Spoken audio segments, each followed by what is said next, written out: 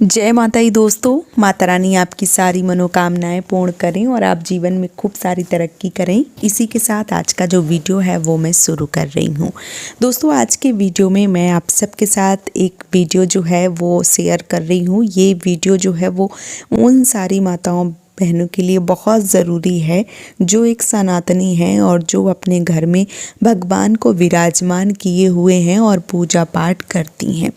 जब हम घर में पूजा पाठ करते हैं तो हमारे मन में बहुत सारे प्रश्न उठते हैं, भगवान का भोग से लेकर भगवान की आरती से लेकर इसके साथ ही साथ अगर हम किसी दिन जल्दबाजी में हैं किस प्रकार से क्या करें, तो इन संपूर्ण प्रश्नों का जवाब आपको इस वीडियो में मिलेगा।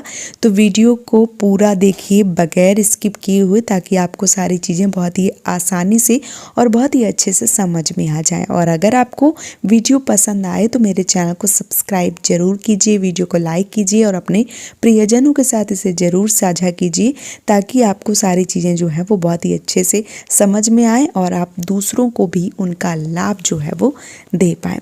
चलिए अब बात करते हैं पूजा पाठ से जुड़ी इन महत्वपूर्ण बातों पर। सबसे पहले बात करूं पूजा पाठ। अगर आप अपने घर में पूजा पाठ करते हैं तो सुबह का और शाम का एक नियम बना लीजिए। जैसे सुबह आपने नियम बना लिया कि आप सुबह 10 बजे, 8 बजे, 7 बजे आप कितने टाइम पूजा कर सकती हैं। एक ऐसा नियम बनाइए कि जिसमें समय का फेरबदल ना हो, जिसमें समय का परिवर्तन जो है वो बिल्कुल भी नहीं होना चाहिए। एक ऐसा समय बना लीजिए, जैसे आप अपने मान लीजिए अपने बच्चों को स्कूल भेजती हैं, अपने पति को ऑफिस भेजती हैं या घर का कोई काम करती हैं, तो एक समय होता है, उस समय के आधार पर आपको भगवान की पूजा जो है वो करनी चाहिए। और वो समय जो है वो निर्धारित कर लें कि रोज़ उसी समय पर आपको पूजा करना चाहिए। कई बार क्या होता है, जैसे हम इंसान हैं, हम कहीं जाते हैं तो एक समय जो है वो निकालते हैं, उसी प्रकार से समय का जो अभाव है वो सबके पास होता है, समय की कमी जो है वो सबके पास है। और अगर आप एक समय ऐसा बना लेंगे कि आप इस समय पूजा करेंगी, तो हो सकता है कि जब आप कुछ दिन तक वो पूजा जो है वो कंटिन्यू करें, वो पूजा रोज़ आप उसी समय पे करेंगे, तो सारे देवी देवता जो हैं वो आपकी पूजा में सम्मिलित होंगे। और यदि आप पूजा कभी सुबह 7 बजे कर देती हैं, फिर कभी 9 बजे कर देती हैं, फिर कभी आपका एक टाइम जो है वो होता ही नहीं है, तो अगर आप ऐसे पूजा करती हैं तो क्योंकि भगवान जो है वो सबके घर में विराजमान होते हैं, कब किसके घर में जाते हैं इसका एक नियम जो है वो बन जाएगा आपके घर में कि भगवान आपके घर में इतने बजे पूजा होती है। तो सारे भगवान जो है जब आप पूजा करती रहेंगी तो आप भाव स्वरूप भगवान को अगर मानती हैं तो इस चीज़ को आप मान के चलिए कि भगवान आपकी पूजा में सम्मिलित होंगे। अगर आप टाइम का एक नियम जो है वो बना लेती हैं, तो जैसे सुबह आपने 9 बजे का नियम बना लिया, शाम को आपने 6 बजे का नियम बना लिया, तो उसी समय आप पूजा करें। समय जो है वो इधर उधर ना करें। कभी बिजी हैं या आप कहीं जा रही हैं तो ऐसी स्थिति में आप जो टाइम है वो बदल सकती हैं, लेकिन रोज़ आप ऐसा नियम बनाएं कि सुबह और शाम का एक समय हो जब आप पूजा करें। इसके साथ ही साथ एक ऐसा नियम बनाएं जिस प्रकार से आप रोज़ पूजा कर पाएँ। ऐसा नहीं है कि आज आपने कोई बहुत बड़ा चालीसा कर दिया, आज आपने रामायण का पाठ कर लिया, आज आपने बहुत सारी आरती गा ली। क्योंकि बहुत सारे लोगों के ये भी प्रश्न होते हैं कि रोज़ हमें पूजा करते समय कौन सी आरती गानी चाहिए, और रोज़ अगर हम आरती ना कर पाएँ तो मैं इसीलिए बता रही हूँ आप सबको कि एक नियम बनाइए और जो आप रोज़ कर सकें। आप ऐसा ना करें कि आज आपने रामायण पढ़ लिया, कल किसी श्लोक को पढ़ लिया, परसों आरती कर ली, फिर नरसों कुछ नहीं कर पाए।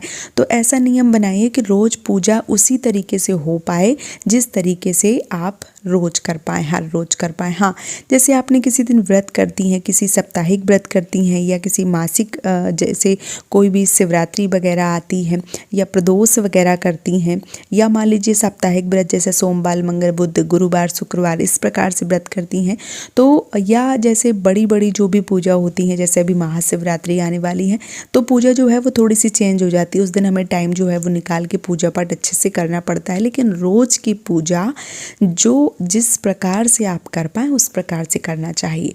जैसे जो भगवान हैं उनको अगर आपने विग्रह रखे हुए हैं, लड्डू गोपाल आपने रखे हैं, शालिग्राम भगवान रखे हैं, या अपने पत्थर के महादेव रखे हैं, तो ऐसे भगवान को रोज स्नान जो है वो ज़रूर करवाना चाहिए। इसके साथ ही साथ भोग ज़रूर लगाना चाहिए। जिस प्रकार आप नहा के भोजन करती हैं, पानी पीती हैं, उसी प्रकार से स्नान करने के बाद में उनको तिलक लगाइए। अगर पुष्प हैं तो पुष्प चढ़ाइए, और अगर कुछ नहीं कर पाती हैं तो स्नान करा के तिलक लगा के एक भोग जो है वो आप लगा दीजिए। आप वो भोग जो है वो मिश्री का भी हो सकता है, इलायची दाना का भी हो सकता है, मेवे का भी हो सकता है, या आप भोजन का भोग लगाती हैं तो वो भी हो सकता है।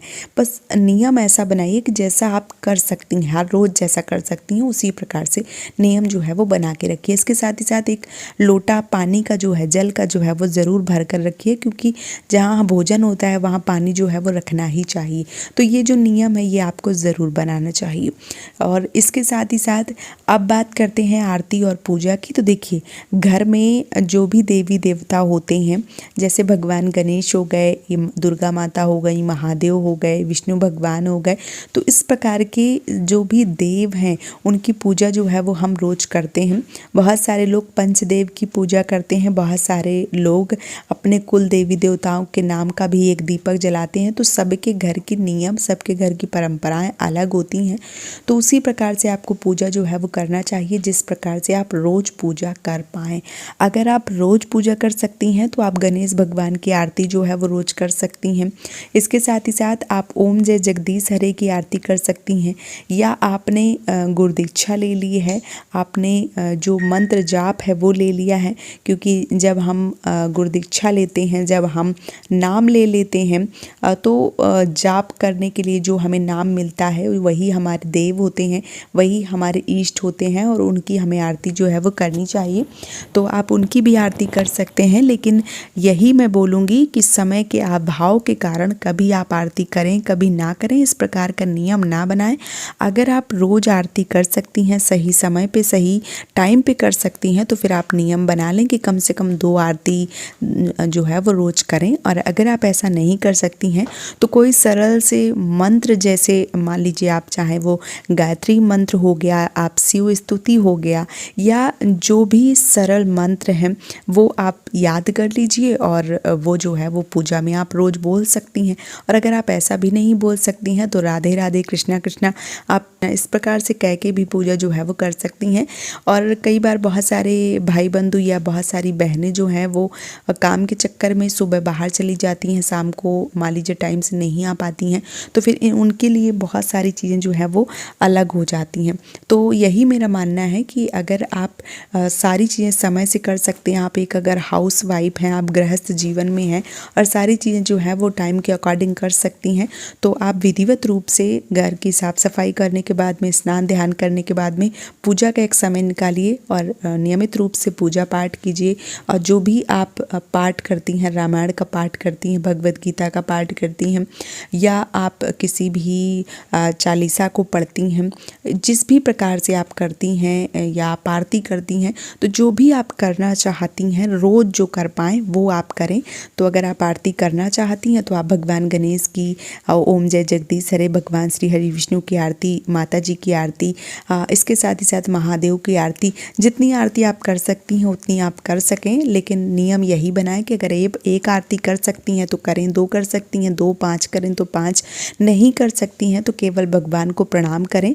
और रोज़ चीज़ें जो हैं वो बिल्कुल भी ना बदलें। मेन है भगवान को स्नान करवाना, टाइम से पूजा करना, भोग प्रसाद चढ़ाना, जल रखना, आरती करना। अब आरती की बात आती है तो आप कपूर की आरती करती हैं तो सबसे उत्तम है। सुबह घी का दीपक अगर नहीं जला पाती हैं, धूप बत्ती से आरती करती हैं, तो शाम के समय एक घी का दीपक जो है वो ज़रूर जलाएं। यह आपके घर में नकारात्मकता को दूर करता है, आपसी प्रेम बढ़ाता है, घर में जो है वो धन बरकत आती है। तो आपको एक दीपक जो है वो घर में ज़रूर जलाना चाहिए। पुराने समय में लोग घर पे दीपक जलाते थे, अभी इस समय मॉडर्न ज़माना आ गया है, घर में जो दीपक हैं वो जलते ही नहीं हैं, लाइट जो हैं वो जलती रहती हैं। इससे कई घरों में जैसे लड़ाई झगड़ा इत्यादि माहौल बना रहता है। तो ये सारी चीज़ें जो है वो नकारात्मकता के कारण होती हैं। तो ये सारे कार्य जो है वो आपको नहीं करने चाहिए। घर में कम से कम एक दीपक जो है वो ज़रूर जलाना चाहिए। आप अपने भगवान जी के पास एक तुलसी जी के पास इस प्रकार से जो 2 दीपक है वो घर में जला सकती हैं। अगर तुलसी जी के पास नहीं जलाती हैं दीपक या आप एक ही दीपक लगाती हैं तो कम से कम दीपक जो है वो तुलसी माता को ज़रूर दिखाइए दीपक, और भगवान जहाँ भी आपके भगवान विराजमान हैं वहाँ पे दीपक जो है वो रखिए, लेकिन तुलसी के पास दीपक जो है वो आरती जो है वो करनी ज़रूर चाहिए। तो इस प्रकार से आप एक नियम बना लीजिए सुबह की पूजा का, शाम की पूजा का। शाम की पूजा हो सके तो प्रदोष काल में करें, ये बहुत ज़्यादा उत्तम है, और नहीं तो जो भी आपका समय है 7 बजे, 6 बजे, 8 बजे, जिस भी प्रकार से आप आरती करती हैं उस टाइम जो आरती है वो कर सकती हैं। शाम के समय अगर आपके पास समय रहता है तो आप गणेश भगवान की आरती और भगवान श्री हरि विष्णु की आरती, 2 आरती कम से कम ज़रूर करिए। और अगर नहीं कर सकती हैं तो कम से कम एक घी का दीपक जो है वो ज़रूर जलाइए। मेरा यही मानना है कि जितना आपसे हो पाता है उतना आपको करना चाहिए। आपका जो मन है वो भगवान की तरफ लगना चाहिए।